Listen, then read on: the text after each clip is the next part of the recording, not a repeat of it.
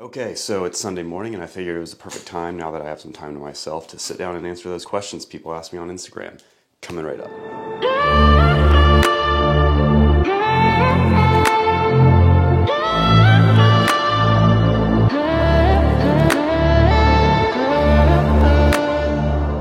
Hey everyone, Alexander, JoffLocksPhotography.com. I hope everyone's doing okay on this Sunday morning. Appreciate all the feedback, all the questions I received. 11 questions, 4 of them were for bots, so I really only received about 7 questions. Some of them kind of were the same, so I figured I'd go ahead and answer the top 3 questions right now. What has been your biggest influence, or why did you start doing what you do? The answer to that would be to see my world differently. I had been, for a while, unhappy with where my career, with my job, where my work and professional life was taking me. Eventually, I made the move to, not overnight, I made the plan to, after asking myself, what do I love doing? And I was like, well, if I could do anything in the world, it'd be a freelance filmmaker and photographer. I started out doing filmmaking with a camcorder in high school, and I made some really awful productions, which I'll probably never share. But that was my drive, that was my passion, my motivation, with the intent of seeing my world differently, having passion, having drive for what I do. If you have the passion and the drive for what you do, I believe that you can't help but to do that. And if you can't help but to do something, it's only a matter of time before you become great at it. And that's my driving motivation every day. This is a bonus question. If you were to eat yourself, would you disappear entirely or get twice as big? It's a question I've asked myself many times, and I'm still not sure of the answer. Thank you for asking. Question, actual number 2. Who's been your biggest influence in my career so far? My wife, Airborne Unicorn stuff. She's one of the reasons why I bought a camera. I wanted to take pictures of her. I thought she was beautiful. I really found passion in photographing people because that's when it became alive for me. I was fortunate enough to have her be my subject on many photo shoots. It didn't start out the best. I was tacking up a sheet on our living room in our 800 square foot apartment a few years ago and using a window for light, or in some cases a flashlight with some wax paper to diffuse it. All sorts of DIY hacks out there for lighting, but I ultimately progressed in my equipment, in my knowledge, in my technical abilities. I'm using her still as my motivation to learn so I can help tell other people's story. What advice could I give out to anyone starting out and wanting to up their game in photography or videography?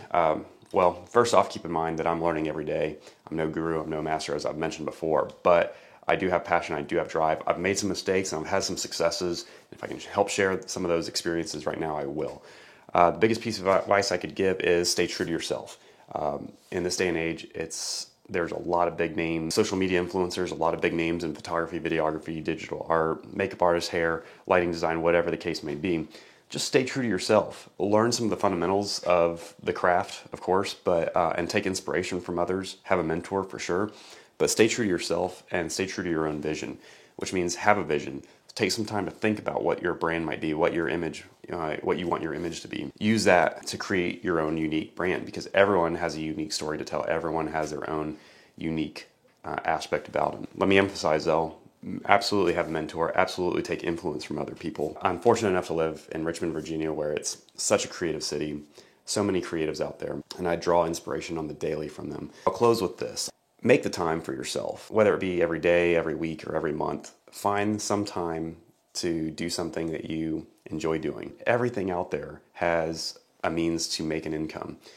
And if you think about it, if you just get good at it and you do something, they say it takes 10,000 hours to become good at something. Just commit a little bit of time whenever you can afford it to do something that you love doing.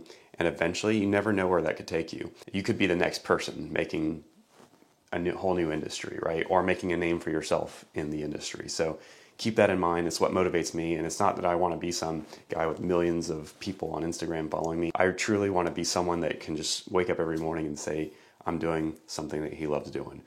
And getting some feedback, getting some support along the way is awesome as well. But I tell you, if nobody knew my name, I'd still be out there taking pictures of a flower or my dog or my wife and loving every minute of it.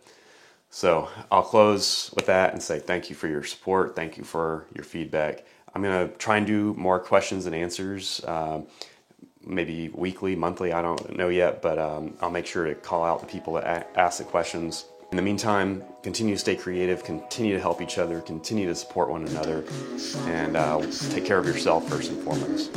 All right, I'll end it there. So take care, guys, and I'll catch you in the next one.